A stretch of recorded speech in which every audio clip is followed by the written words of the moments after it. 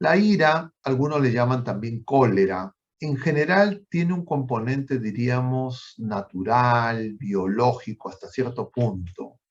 Tal vez es uno de los pecados capitales que tiene más claramente un componente también biológico, porque nosotros, heridos por el pecado en nuestra naturaleza, tenemos pasiones desordenadas, y una de esas pasiones justamente es la ira, la cólera. Pero la ira, la cólera no es simplemente algo natural, está en nuestra concupiscencia, sino la ira es una decisión libre, o bueno, una decisión de nuestro libre albedrío, que en realidad no es verdaderamente libre y nos esclaviza. Y la ira daña una de las virtudes humanas que hemos mencionado, de estas 4 virtudes cardinales, que ya no son virtudes infusas, sino que requieren el esfuerzo, la maduración como seres humanos, y recordamos que son 4, y decíamos, son la justicia, la fortaleza, la templanza y la prudencia. La ira daña la prudencia, es decir, hace que nuestros juicios, que nuestro razonamiento, que nuestro entendimiento se oscurezca. Cuando uno está atacado por la ira, no piensa bien, sus juicios son equivocados, sus acciones van a ser equivocadas y va a desencadenarse la violencia, la agresión, la intolerancia, el irrespeto. Pero esta ira, esta pasión, que es un movimiento del espíritu sensible, de la naturaleza sensible, siempre tiene un desencadenante, un gatillo, un motivo, una causa. En general hay muchas causas, pero siempre hay una para la persona que va a sufrir este ataque de ira.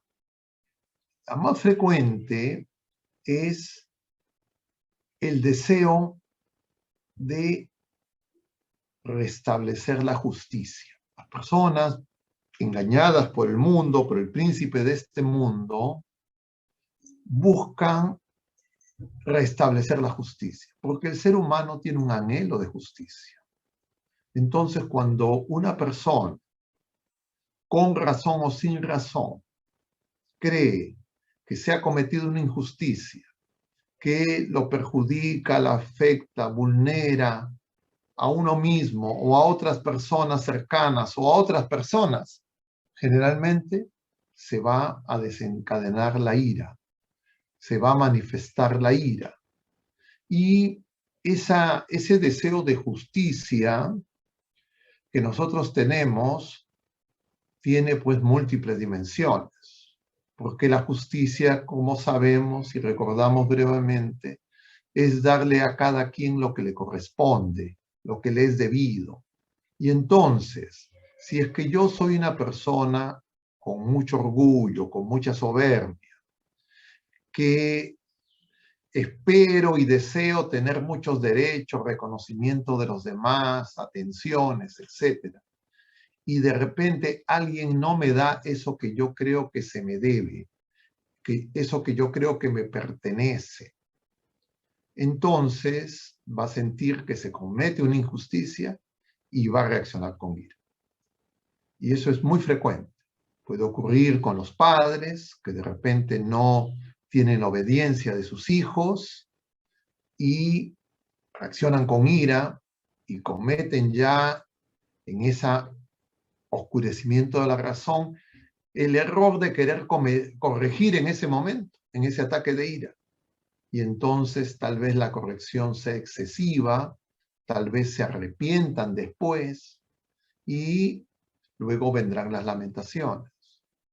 O cuando una persona cree que en el espacio laboral, educativo, en el mundo, no se nos da lo que nos corresponde, ya sea esto verdadero o sea algo que no corresponde. No es que necesariamente no existe la injusticia. Puede ser que exista la injusticia, sea real, pero se genera la ira. O puede ser que de repente yo creo que hay injusticia y no es tan real esa injusticia. Me estoy equivocando, mi juicio está equivocado. Pero sea esa razón u otras, se desencadena la ira.